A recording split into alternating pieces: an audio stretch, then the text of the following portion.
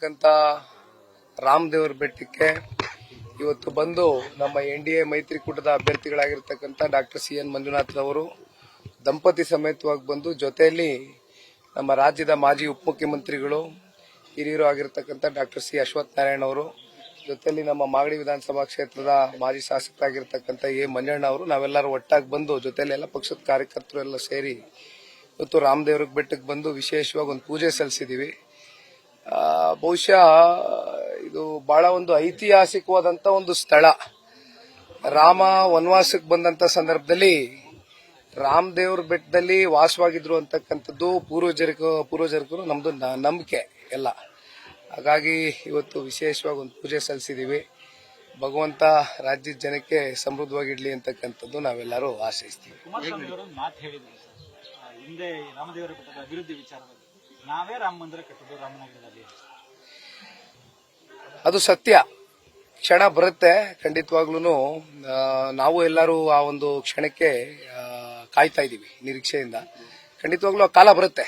ಅಂದ್ರೆ ಚುನಾವಣೆ ಹೊತ್ತಲ್ಲಿ ಮಾತ್ರ ರಾಮ ನೆನಪಾಗ್ತಾನೆ ಅಂತೇಳಿ ಬಿಜೆಪಿ ಅವರಿಗೆ ರಾಮ ನೆನಪಾಗ್ತಾನೆ ಅಂತೇಳಿ ಕಾಂಗ್ರೆಸ್ನವರು ಆರೋಪ ಮಾಡುವಂತದ್ದು. ನೋಡಿ, ಇವತ್ತು ಕಾಂಗ್ರೆಸ್ನವರ ಆರೋಪ ಕೇವಲ ರಾಜಕಾರಣಕ್ಕೆ ಸೀಮಿತ ಆಗಿರ್ತಕ್ಕಂಥ ಆರೋಪ.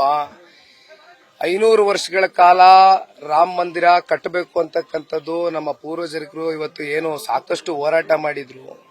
ಬಹುಶಃ ಅದನ್ನ ಪೂರೈಸಿರ್ತಕ್ಕಂಥದ್ದು ಈ ದೇಶದ ಗೌರವಾನ್ವಿತ ಪ್ರಧಾನಮಂತ್ರಿಗಳು. ರಾಮ ಮಂದಿರ ಸ್ಥಾಪನೆ ಆಗಿರ್ತಕ್ಕಂಥದ್ದು ನಮ್ಮೆಲ್ಲರಿಗೂ ಗೊತ್ತಿದೆ. ಹಾಗಾಗಿ ಇವತ್ತು ರಾಮನ ಮೇಲೆ ವಿಶೇಷವಾದಂತ ಒಂದು ಭಕ್ತಿ, ಒಂದು ಗೌರವವನ್ನು ಇಟ್ಟಿರ್ತಕ್ಕಂಥದ್ದು ಶ್ರೀ ನರೇಂದ್ರ ಮೋದಿಜಿಯವರು ಈಗಾಗಲೇ ಅದನ್ನು ತೋರಿಸಿದ್ದೇವೆ. ಹಾಗಾಗಿ ಚುನಾವಣೆ ಸಂದರ್ಭದಲ್ಲಿ ರಾಮನ ಜ್ಞಾಪಕ ಆಗ್ತಕ್ಕಂಥದ್ದು ಕಾಂಗ್ರೆಸ್ ಅವ್ರಿಗೆ, ಬಿಜೆಪಿ ಅವ್ರಿಗಾಗ್ಲಿ ಜನತಾ ದಳದವ್ರಿಗಾಗ್ಲಿ ಅಲ್ಲ ಅಂತಕ್ಕಂಥದ್ದು ಹೇಳ್ಬೇಕು. ನಾವು ಕೂಡ ಹಳ್ಳಿ ರಾಮ ಮಂದಿರ ಕಟ್ತೀವಿ ಅಂತ ಹೇಳ್ತಾರಲ್ಲ ಸರ್ ಕಾಂಗ್ರೆಸ್ನವರು. ಕಟ್ಲಿ, ನಮಗೂ ಸಂಪೂರ್ಣ ಬಹುಮತ ಇದೆ. ಅದಕ್ಕೆ ನಮ್ ಸಂಪೂರ್ಣ ಬಹುಮತ ಇದೆ, ಕಟ್ಲಿ. ಈಗ ಇದೆಯಲ್ಲ ಸುಮಾರು ಕಡೆ ಹಳ್ಳಿಗಳೆಲ್ಲ ರಾಮ ಮಂದಿರ ಕಟ್ಟವ್ರಲ್ಲ, ಇನ್ನು ಕಟ್ಟುವ ತಗೊಳ್ಳಿ. ಜೊತೆಗೆ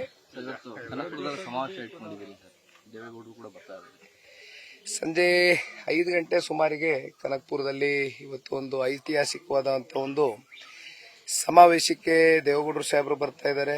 ಮಾಜಿ ಮುಖ್ಯಮಂತ್ರಿಗಳು ಕುಮಾರಣ್ಣ ಅವರು ಬರ್ತಾ ಇದ್ದಾರೆ. ಎರಡೂ ಪಕ್ಷದ ಎಲ್ಲ ಹಿರಿಯ ನಾಯಕರುಗಳು ಕೂಡ ಭಾಗಿಯಾಗಿರ್ತಾರೆ.